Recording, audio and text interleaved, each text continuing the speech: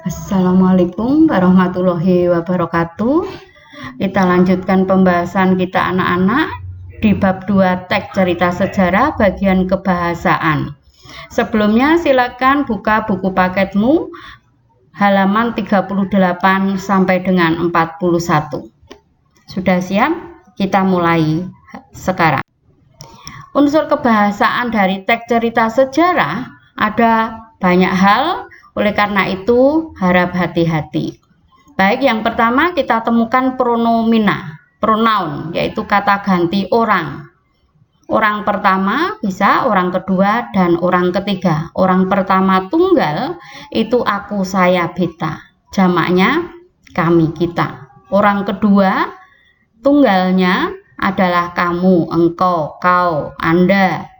Kalau jamak, kalian. Orang ketiga tunggal, ia, dia, beliau. Kalau jamak, mereka. Berikutnya ada frase adverbial atau dua kata atau lebih yang menunjukkan keterangan. Adverbial itu keterangan, ya, yaitu kejadian peristiwa, waktu dan tempat yang dinyatakan dengan frase, bukan kata. Silakan perhatikan contohnya. Setelah melakukan pertemuan tertutup, Presiden Soekarno bertolak ke Bandung. Jadi keterangannya tidak hanya satu kata tetapi frase. Beberapa kata menjadi satu bentuk keterangan, yaitu setelah melakukan pertemuan tertutup. Baik, berikutnya adalah verbal material. Verbal itu adalah kata kerja. Verb material, kata kerja yang menggunakan fisik, terlihat jelas, eksplisit. Contohnya membaca, melempar, mendorong, dan seterusnya. Kebahasaan berikutnya adalah konjungsi temporal, kata hubung yang menandakan waktu.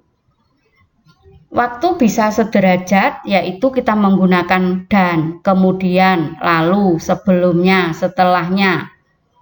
Yang tidak sederajat sewaktu, waktu, sehingga, saat, ketika. Ya, itu adalah kata konjungsi temporal. Yang kelima adalah nominal, bentuk nominal atau kata benda.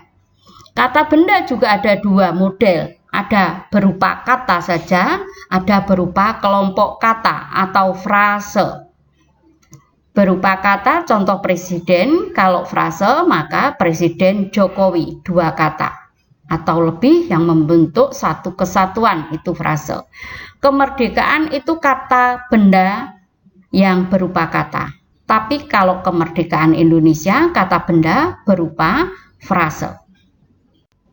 Yang keenam adalah nominalisasi. Biasanya diberi tanda N besar, yakni adanya proses afiksasi atau penambahan imbuhan.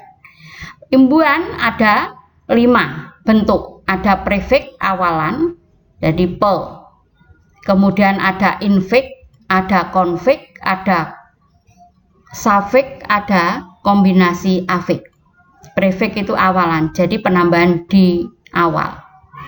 Ya, nominalisasi penambahan di awal. Nanti akan saya tayangkan pada kesempatan berikutnya.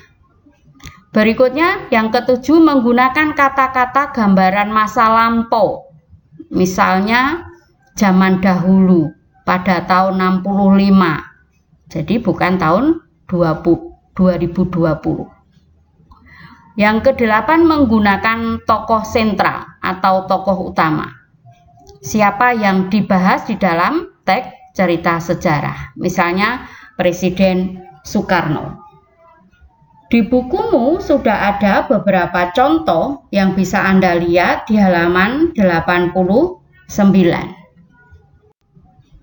Terima kasih.